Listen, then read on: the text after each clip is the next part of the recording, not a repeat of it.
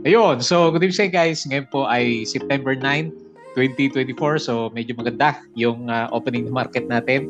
Monday, no? So halos mag-breakout tayo sa 7,000 level kanina. So umabot naman tayo 7,000 plus. Pero nagkaroon siya ng konting drop pagdating ng pre-close ng market natin. So tignan natin bukas ng umaga.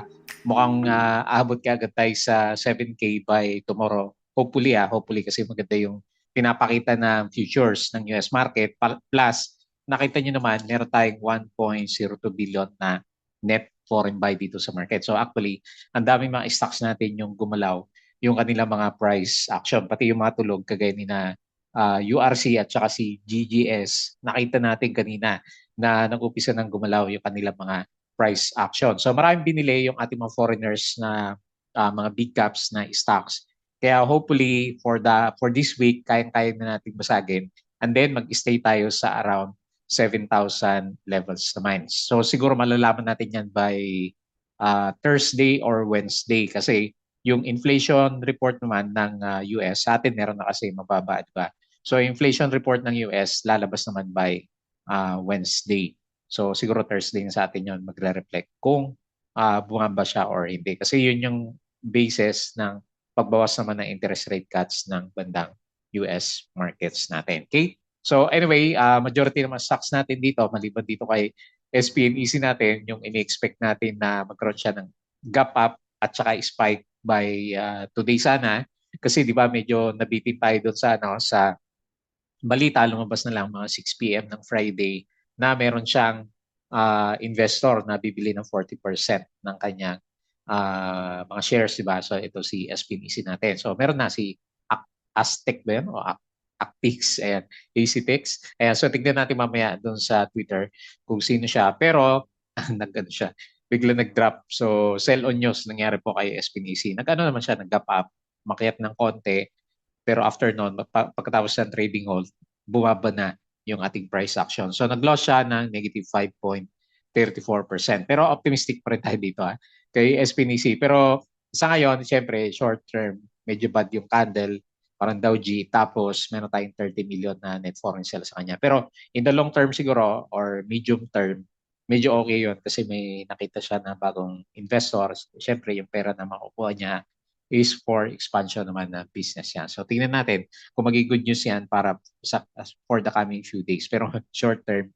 So uh, meron tayong mga ina-expect na correction lalo na wala pa naman support na lumabas si SPC natin. Okay? And then si Macro Asia, so nag-up siya ng another up, no? Up to ng Friday breakout. So nag-up siya ng another 2.78%. Ito din yung mga ano eh. Ito din yung mga, hindi ko na masyadong binago yung listahan natin kasi sila din yung nag-trending nung Friday. So Macro Asia, nag-up siya ng 2.78% and meron siyang 2.78 million na net foreign buy. So ang dami nga, di ba, sabi natin, mga stocks na gumagalaw. And then especially itong si Security Bank, 4 na araw na yata ito na ano eh, malakas yung sipa ni Security Bank. So talagang nakawala yung price action natin sa kanya. Meron siyang gain na 8.91%. So ito yung isa sa mga big winners natin kasama itong si NRCP. Alam mo si NRCP, umabot pa to ng 20% kanina. Pero itong si Security Bank, malakas talaga siya kasi meron siyang tagatulak na 246.36 million net foreign buy. Ayan, so meron siyang buyers. Tapos si Vitarich, another breakout. So lakas ng sipa na ito, hindi natin na timing ito. Vitarich, 8.57%, 33.57K net foreign buy. So maganda rin yung breakout niya.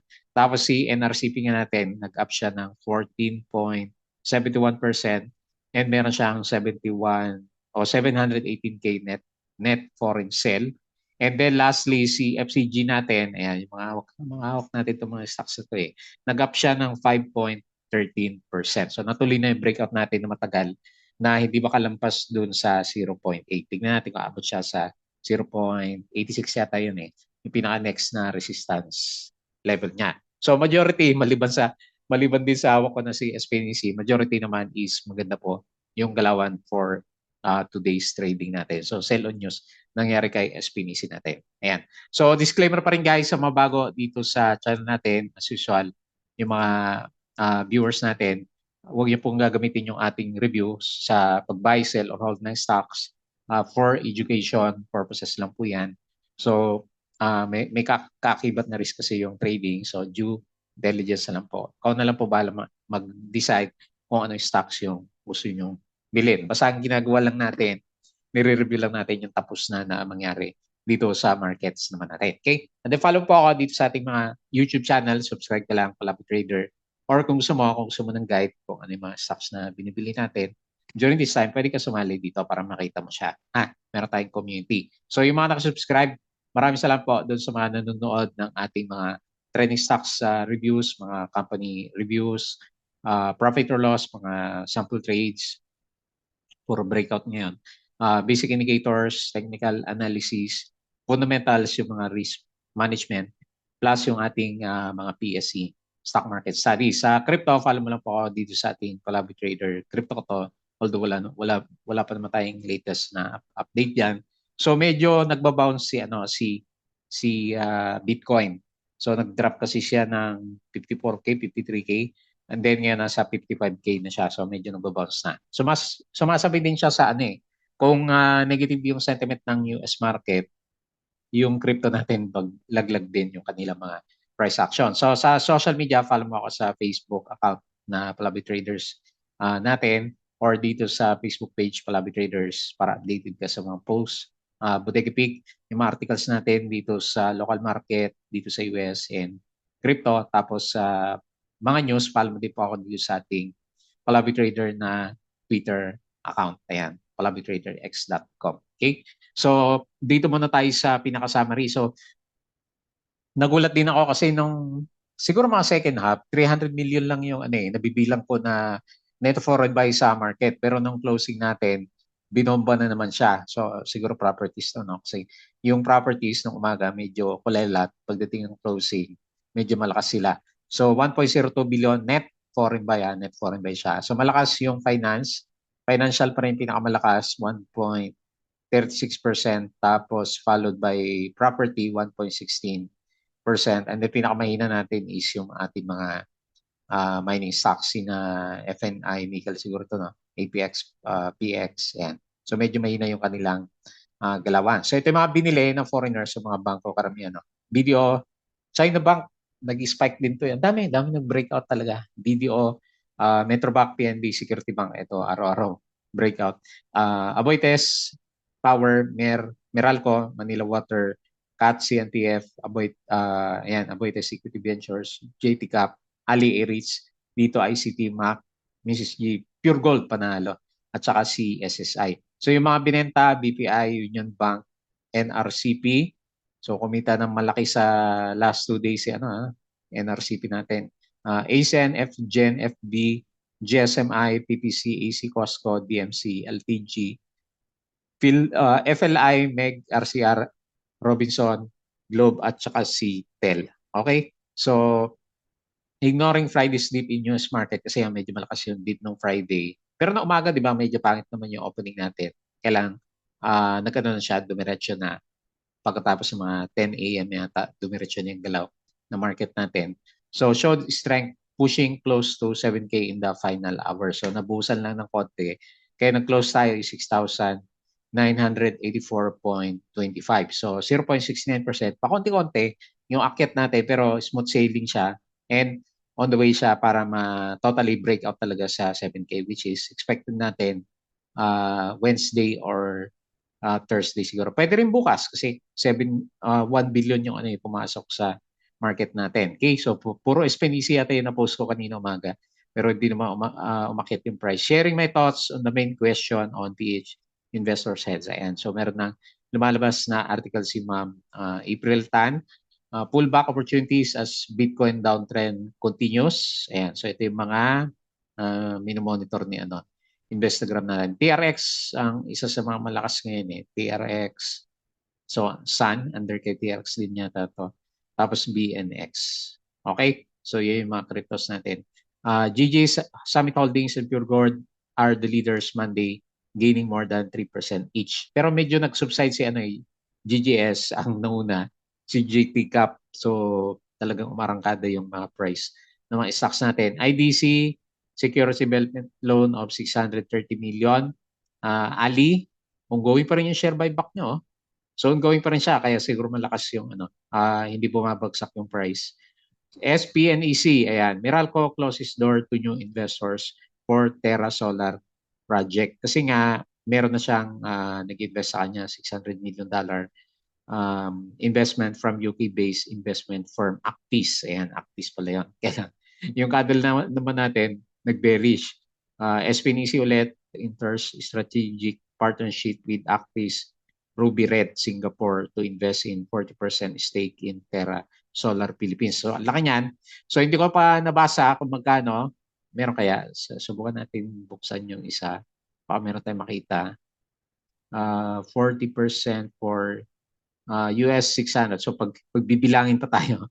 So, titignan natin yung 40% available na shares and then divide natin yung by 600 million USD. Then makukuha natin yung cost per share. So, ayaw pang sabihin niyo. Pinag-iirapan pa tayo na compute yung cost per share. So, new acquisition from RRHI. Ayan, so may bago siya. SPNEC and Actis. Yan lagi yung nakikita ko. So, puro yan yung na-post ko kanina umaga, bukod sa may hawak tayo. Pero binuhusan naman tayo sa closing. So, ito yung mga share buyback transaction, Mrs. G. Costco, Robinsons, at saka si Ali. So, DMC, ayan, inaantay ko na lang DMC saka SCC ulit pagdating ng October, yung mga dividends natin. Double Dragon looks to raise close to 4 billion through the second tranche. DLL, hindi pa rin gumagalaw. So, pero yung property, SMPH, saka Ali gumagalaw na. So, si Robinson, DLL, hindi masyado. Si Meg, parang sa sideways yung galawan ni Meg natin. Says the dividend rate for preferred shares and 8.4. Laki 7.9 saka 8.4% yung mga investor natin. Tama-tama, mababa yung price ngayon ni BLL natin. Jollibee launched its new coffee shop style concept called Jolly Brew. Ano ba? Paano ba usahin yun? MVP and Mayor appeared to have solved the SPNEC problem in one shot. The US election in November could have serious consequences for the Philippine economy. These questions have been coming up more often. DDMPR is one of the last REITs to declare its quarterly dividends. Kasi nga mahina yung niya, mga POGs natin, di ba? Okay. Globe, as of July, 88% towers in portfolio have been transferred to the tower companies, generating 1.52 billion in gross proceeds. UK firm takes 40% of Terra Solar for 34 billion peso. So ito na yan, di ba? Si Actix. Akala ko ba Singapore? Nasabi doon kanina. Okay? Tapos yung mga galawan last Friday. So Actis for Terra Solar, could DDMPR miss dividend deadlines? Okay. Okay, so yun yung mga posts natin. So anyway, kahit na medyo pangit yung galaw na market natin doon sa US, maganda naman yung galaw sa Philippine market. And nagbalikan kasi yung yung mga foreigners. So more or less nasa 8 billion na kasi yung net foreign buy. So maganda yung prospect ng mga stocks natin para makabalik sila from the previous, kasi mga 52 weeks low yung mga majority ng mga big caps na stocks natin, di ba? Okay, so patalasas ulit yung mga gusto ng guide sa trading sa markets. Check nyo lang po yung ating Patreon channel. So nandito po yung community natin. Plus, meron tayong, meron kaming group chat. So during trading is, kausap natin yung kasama natin na traders naman. So double check mo lang po yan. So tingin tayo dito sa galawan ng market. So optimistic tayo na ma-break yung 7K bukas or by Wednesday. So 7K pa rin yung mga resistance. And parang nagpe-prepare siya na talagang gusto niya mag-stay above ng 7K kasi hindi masyadong aggressive yung yung actually yung breakout na kanina Pero hindi niya masyadong minamadali yung paggalaw ng index natin, which is very good. May chance na gumalaw pa yung market, hindi pa naman masyadong overbought si PSC natin. Pero nonetheless, ang picture natin sa kanya, syempre uptrend. And medyo nakakulong tayo dito from 6.8 papunta dito sa 7,000 level. Pero dahil sa, yun nga, medyo malakas yung net foreign buy natin sa ngayon, mabot tayo ng 1 billion. Laki niyan. So, sinong stocks yung mga pinasok ng mga foreigners natin? So, nag-close tayo yung 0.69% and 6,984.5 25 naman. Ayan. So optimistic, very optimistic yung outlook ng markets natin. Wag lang magkaroon ng negative news sa US plus, 'di ba? Hindi na pinapansin ng stocks yung yung giyera sa Ukraine. Ewan ko kung napapanood niyo pa, yung giyera sa Ukraine at saka sa bandang Russia. Pinapanood ko yung may mga YouTube video sila talagang actual na bakbakan kung napapanood nyo. Ayan, so yun yung pinapanood ko paggabi. So ano nangyayari doon sa Ukraine at saka bandang Russia maliban kay Alice Go nasa Pinas na at saka yung arrest ba o voluntary surrendering ni Kibuloy, di ba? So wala na, wala yung 10 million, nakuha na siguro 'yon. So kasi nag-ano na siya, nagpakita na. So tignan natin kung ano mangyari sa mga kaso-kaso nila. Okay? So okay, so dito sa mga big winners natin, so tingnan natin BDO, so breakout ulit, breakout na pala si BDO 1.59 Security Bank sa mga big caps ha. So tindi ng Torre na Security Bank. URC, so gumagalaw, nagdo-double bottom siya. 0.72. So pansin mo, majority is gumalaw JT Cap, ito malakas si JT Cap, 3.68. Metrobank, 0.4. Halos lahat ng big caps, no? Umakyat si ICT, nag 2% to kanina. 0.5. SM, gumalaw din siya, 1%. Ali, so paborito natin, nag-up siya ng 1.99%. SMPH, ayan, so medyo nauntok. 1.5%, GGS, nabubuhay na, 2.7, PLDT, 0.48. Pure Gold na panalo. Pure Gold. Ganda rin na reversal ni So hindi mo nakakalain na aabot siya mga ganyan kalaki, no? Pure Gold 2.83%. Converge, umakyat din siya. So 1.05. Si BPI lang yata AC mapula. Pero hindi naman ganun kalaki at saka si Bloom ayan. Sobrang hina nitong si Bloom. Si LTG is meron naman dividends na binigay. Ayan. Yung pricing niya. Okay? So yun yung mga big caps natin. Punta tayo dito sa mga losers at saka dito muna sa winners pala. So Primex, panalo siya pero 25 trades lang, wag natin basahin yan. Si NRCP, yan. So, umabot nga yata ito ng 20% kanina. O 30% pala, no? 14, pero panalo pa rin, 14.7, kaya lang medyo sagad na kasi. CBC, China Bank, no? So, nag-spike, grabe yung galaw niya. Nag 10%, Kalain mo nga naman, no? Sino kayo bumili dito kay China Bank natin? 10%. Medic, ayan, yung mga tulog na stocks, 10%. Security Bank, 8%. Baita, 8%. PXP, 6%. FCG, 5%. Si Bright Kindle, 5% din. Costco, yan, yung mga alaga natin.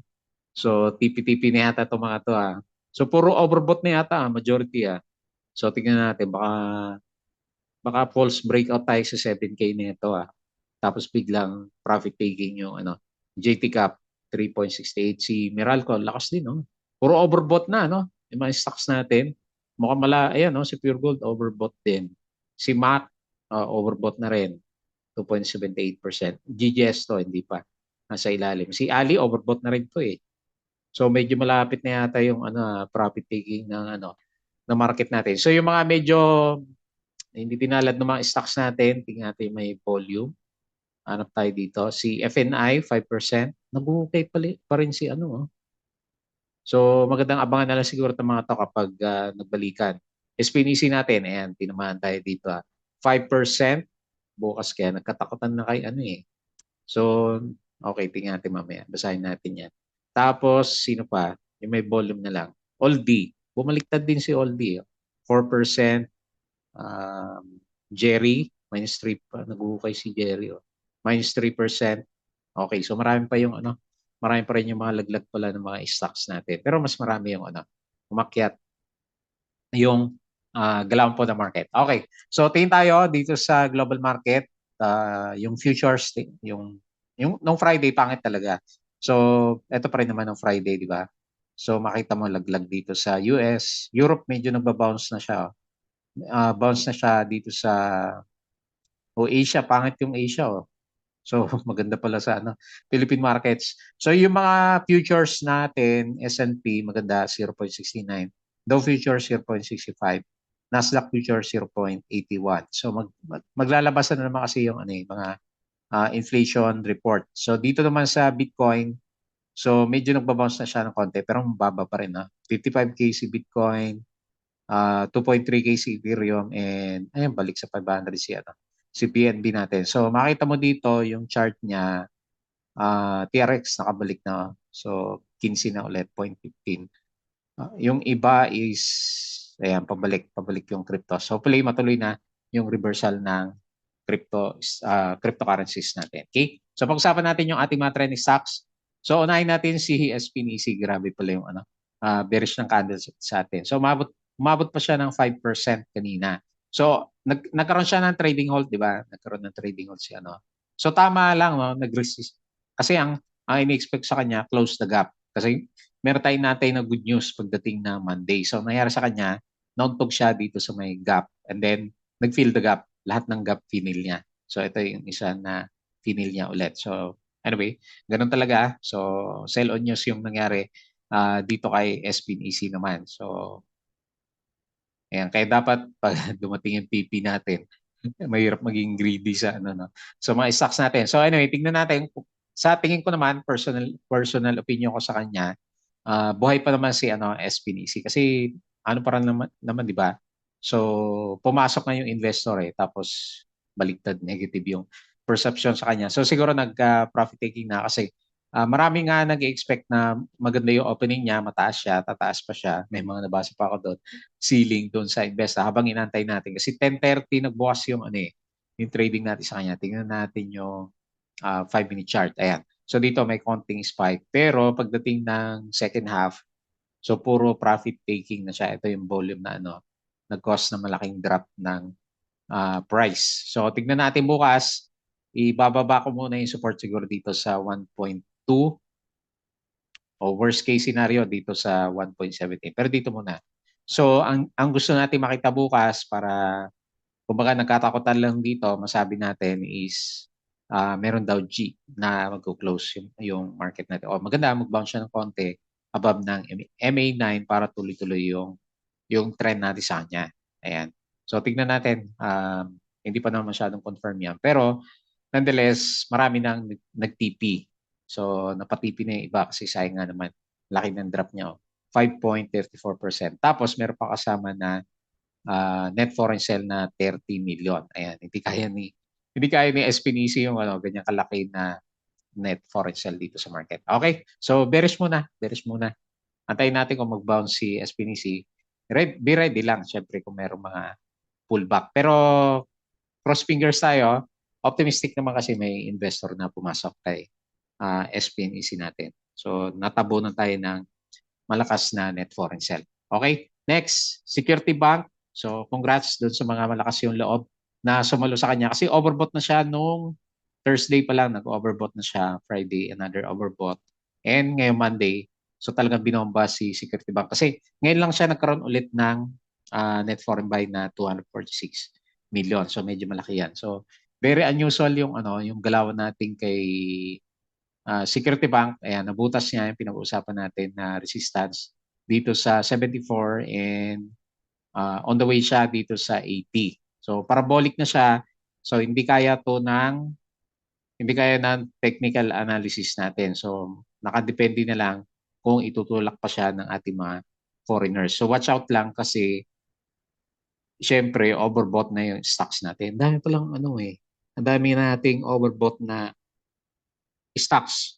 Pansinin nyo lang pag medyo marami na yung overbought na stocks, nagkakaroon ng malakas na volatility yung market natin. Syempre yung mga nagpa-profit taking. Ayan. So anyway, hopefully hindi pa umabot pa siya ng 80 bago siya magkaroon. Pero overdue na rin siya sa correction si Security Bank. Ayan, pasakayin mo naman kami dito sa bandang 74. So nag-up siya 8.91%. Very good. Ang laki na yan. Laki na ng binalik niya.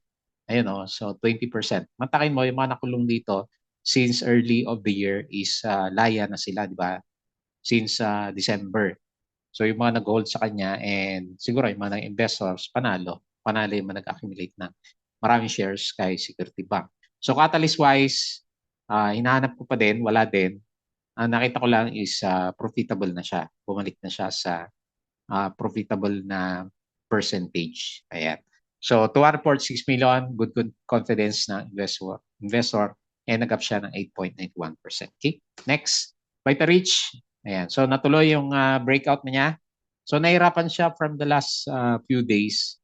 Pinag-iisipan ko, ito yung papasokin ko kanina o si Medic. Si Medic kasi yung isang maganda yung yung break accumulation ng di ba? Nung Friday. Si Medic naman 9:30 pa lang yata yon o alas 10. Pumitik na ng 10%. So ito natuloy yung breakout ni Vitarich natin. So congrats, nag-breakout siya. So hanap tayo ng bagong okay, meron siyang konti resistance dito sa 0.86.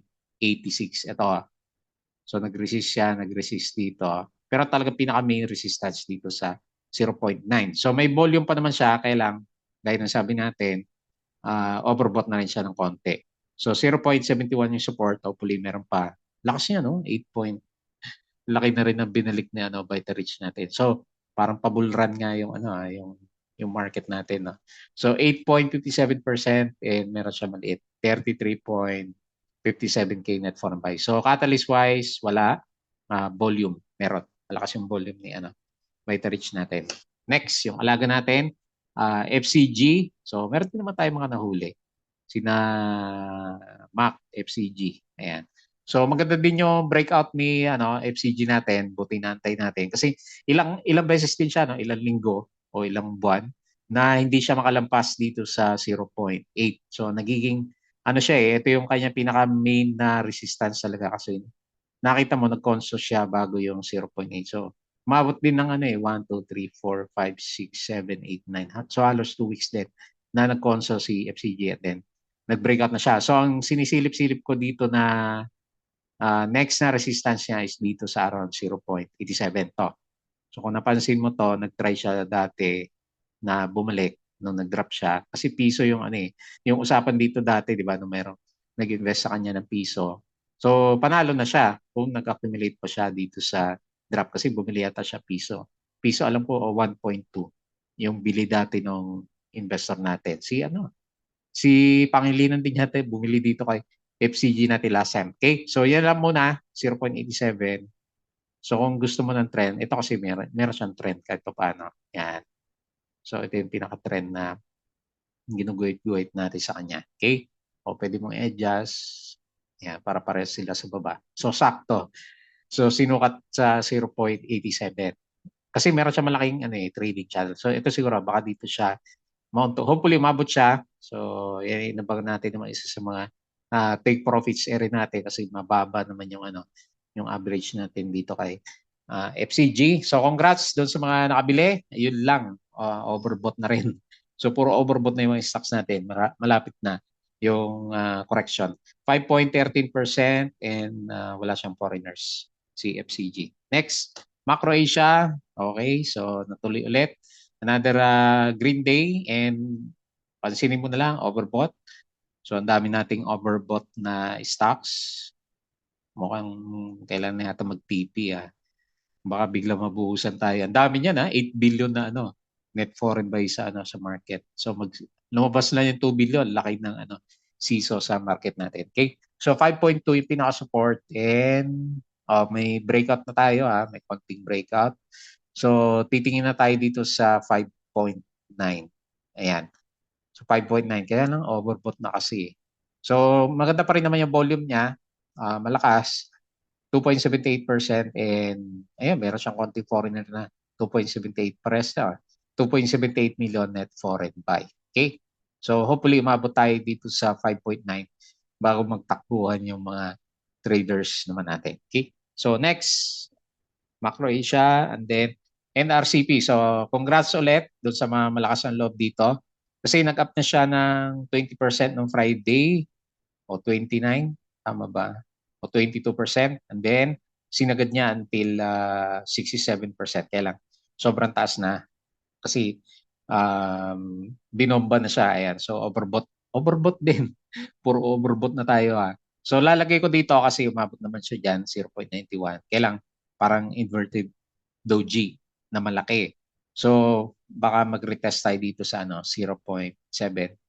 So kung successful siguro retest niya dito then okay, good chance babalik sa 0.8 91. Ewan ko lang kasi taas na rin, no? Nasa 83 na yung pinaka RSI naman natin sa kanya. So watch out na lang po Yun lang yung masasabi ko dun sa mga hindi nakasabay dito sa mga stocks natin kasi halos lahat pala ng pinag-uusapan natin mga overbought stocks na. So medyo malapit na nga mag-PPC Siguro sa Wednesday malalaman natin yung kung tuloy ba talaga yung breakout or merong trap na mangyari parang ganito. So nag-breakout siya, then end of the day biglang pinulbak sa ilalim ng resistance sa 7K and then nagtuloy-tuloy na nag-drop yung yung market natin. Hopefully hindi naman ganoon yung mangyari sa kanya kasi 7 billion naman, 7 billion yung 8 billion yung net foreign buy ng markets po natin. Okay? So yun na lang muna yung ating review. Good vibes naman. As usual, bago tayo close, please don't forget to subscribe dito sa ating YouTube channel. Join ka sa group guys Crypto ko to, follow mo na lang po. Facebook account, Facebook page, Bodega Peak, Twitter, and Patreon sa mga gusto ng guide sa trading sa market. Sali lang po kayo dito. So yun lang, maraming salamat. Kita po ulit tayo bukas.